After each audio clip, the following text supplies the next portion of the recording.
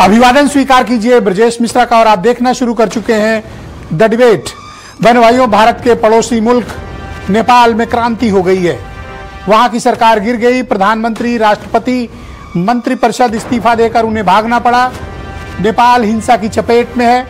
संसद भवन को आग लगा दी गई है। सड़कों पर हिंसा है। चारों तरफ अराजकता फैली हुई है। नेपाल में खूनी क्रांति हुई है। 23 लोगों की लाश पर और अनगिनत लोगों के, घायल लोगों के खून के कारण नेपाल में एक बड़ी क्रांति हुई। केपी शर्मा ओली की सरकार बड़ी बेइज्जत होकर हटाई गई, बल्कि वो उनको छोड़कर काठमांडू भागना पड़ा। नेपाल की हिस्ट्री में इस तरह के उदाहरण नहीं मिलेंगे। लेकिन जो कुछ भी हुआ वो एक पड़ोसी मुल्क के नाते हमें भी तमाम सावधानियों की आवश्यकता है। आज चर्चा नेपाल में अचानक से बदले हुए हालात पर। बहन भाइयों, भारत और नेपाल का रिश्ता रोटी और बेटी का रिश्ता है। नेपाल को अगर दर्द होगा तो उसकी तकलीफ का एहसास हर भारतीय को होगा। हम सब के भीतर एक नेपाल रहता है। भारत के प्रत्येक नागरिक का नेपाल के साथ एक रिश्ता है। आज जब नेपाल से कल से आ रही तस्वीरें भारत में देखी गई, लोग अचरज और हैरानी से भर गए। नेपाल में 24 घंटे के भीतर खूनी क्रांति हुई। इस क्रांति की उम्मीद शायद नेपाल के लोगों ने, वहां की सरकार ने, दुनिया के किसी इंटेलिजेंस सिस्टम के पास शायद ही रही हो।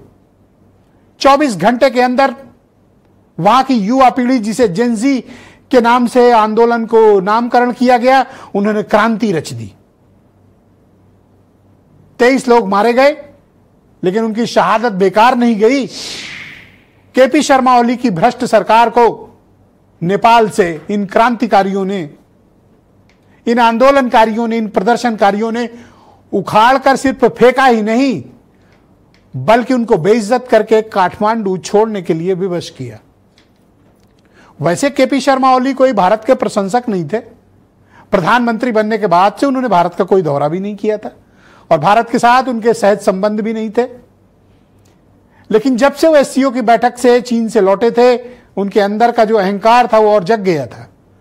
नेपाल में उन्होंने जिस तरह सोशल मीडिया पर प्रतिबंध लगाया, अपने विरोधियों को चुन चुन कर जेल में डाला, एजेंसियों उसका दुरुपयोग किया, विरोधियों के घर छापे डलवाए, उनको जेल में डलवाया। न रोजगार, न शिक्षा, न स्वास्थ्य की व्यवस्था, न फॉरेन इन्वेस्टमेंट, न इंफ्रास्ट्रक्चर। ताकत के दम पर केपी शर्मा जिस तरह से राज कर रहे थे, जनता ने उनके खिलाफ बगावत कर दी। और ये कोई मामूली बगावत नहीं है बहनों भाइयों, बहुत अपमानजनक तरीके से उनको बेइज्जत होकर काठमांडू से भागना पड़ा। अब इसको संयोग कह लें या प्रयोग, लेकिन भारत के पड़ोसी मुल्कों में जो कुछ भी घट रहा है, उसकी स्क्रिप्ट लगता है एक जगह लिखी जा रही है। क्या यह वाकई में जन क्रांति है? क्या यह जनता की बगावत है? कुशासन के खिलाफ जनता का ये आंदोलन है? अगर है तो फिर उनका अंदरूनी मामला है, इसका भारत से कोई सरोकार नहीं। लेकिन अगर कोई बाहरी ताकतें इन मुल्कों को डिस्टेबलाइज कर रही हैं, तो यह गंभीर खतरे का विषय पूरे साउथ एशिया के लिए है। मैं शुरू करना चाहता हूं अफगानिस्तान का वो दिन कि 24 घंटे के भीतर तालिबान ने काबुल पर अटैक करके कब्जा कर लिया और वहां के राष्ट्रपति को अपना मुल्क छोड़कर भागना पड़ा था। उसके दृश्य दुनिया ने देखे थे। उसके बाद म्यांमार आ जाइए, भारत के दूसरा पड़ोसी मुल्क। वहां की सबसे पॉपुलर प्रधानमंत्री आज भी जेल के भीतर हैं। वहां सेना ने कू किया और तख्ता पलट करके सत्ता कब्जा कर लिया। वहां की भी कहानियां और वहां के भी दृश्य लोगों ने देखे जिस वक्त तख्ता पलट सेना ने किया। तीसरा उदाहरण आपको श्रीलंका का मिलेगा, हमारा बिल्कुल पड़ोसी मुल्क। वहां भी 12 घंटे के भीतर जिस तरह से तख्ता पलट हुआ, प्रेसिडेंट हाउस को स्टॉर्म किया गया, संसद पर कब्जा किया गया, वहां के भी राष्ट्रपति को देश छोड़कर भागना पड़ा। बांग्लादेश अगला उदाहरण। 18 घंटे के अंदर ढाका के हालात ऐसे बदले कि चारों तरफ पूरे बांग्लादेश में आग लग गई। ऐसा लग रहा था कोई सुनियोजित तरीके से तैयार बैठा हुआ है। शेख हसीना को ढाका छोड़कर भागना पड़ा और वो भारत में शरण ले रही हैं इस वक्त हैं। और अब नेपाल। अगर ये, मैं फिर कह रहा हूं, अगर ये सरकारों के कुशासन, उनके भ्रष्टाचार, उनकी तानाशाही है, तो ये भारत का कंसर्न नहीं है, उन देशों का अंदरूनी मामला है। लेकिन अगर इसमें एक्सटर्नल फोर्सेस शामिल हैं तो ये गंभीर खतरे का संकेत है, सिर्फ साउथ एशिया के लिए नहीं, हमारे लिए नहीं, दुनिया के तमाम मुल्कों के लिए। क्योंकि यह संयोग नहीं हो सकता कि सबकी स्क्रिप्ट एक जैसी हो। क्या कोई प्रयोग कर रहा है? ऐसा क्या किया था ओली ने?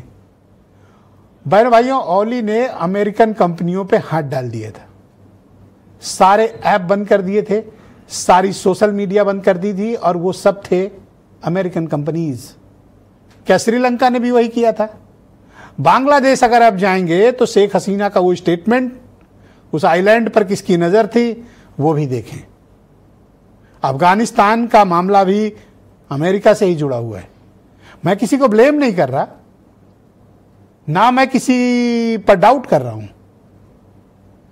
लेकिन फिर कह रहा हूं, क्या कोई संयोग है या प्रयोग?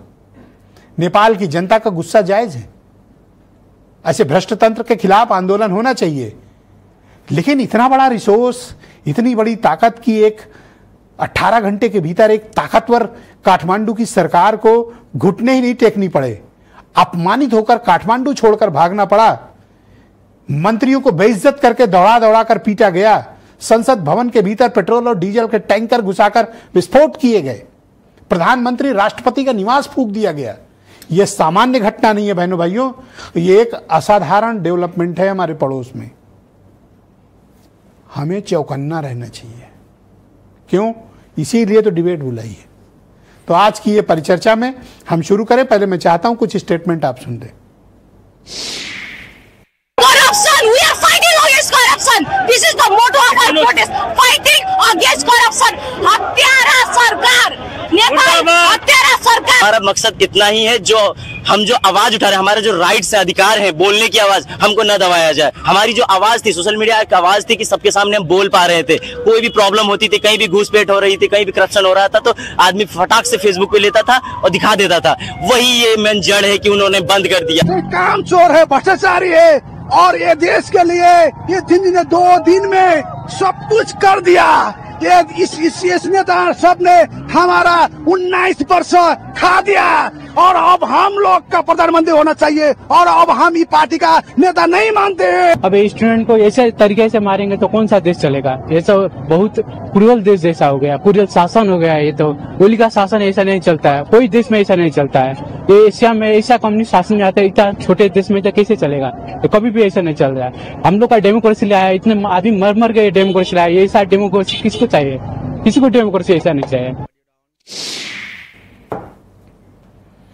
बहनों भाइयों, इस परिचर्चा की शुरुआत करते हैं। मेरे साथ एसएन सिंह, भारतीय जनता पार्टी, इस भारत की रूलिंग पार्टी के प्रवक्ता हैं। संजीव श्रीवास्तव, इस देश के बहुत ही जाने माने डिप्लोमेट और फॉरेन मामलों के एक्सपर्ट हमें ज्वाइन कर रहे हैं। सुरेंद्र राजपूत, कांग्रेस कमेटी के प्रवक्ता हैं। विमल सिंह राणा, गोरखा कल्याण समिति के प्रवक्ता हैं। और वीरेंद्र सिंह जी, हमारे स्टेट हेड। और 2 बहुत ही खास मेहमान मैंने आज की परिचर्चा के लिए आमंत्रित किया है। मेरे साथ काठमांडू से द डिप्लोमेट नेपाल मैगजीन के एडिटर इन चीफ जगदीश्वर पांडे थोड़ी देर में हमारे साथ जुड़ेंगे, और इस देश के सबसे ख्यातिलब्ध साइबर मामलों के एक्सपर्ट, जाने माने सेलिब्रिटी डॉक्टर पवन दुग्गल हमारे साथ इस कार्यक्रम में हैं। आप सभी का स्वागत और धन्यवाद हमारे साथ इस परिचर्चा का हिस्सा बनने के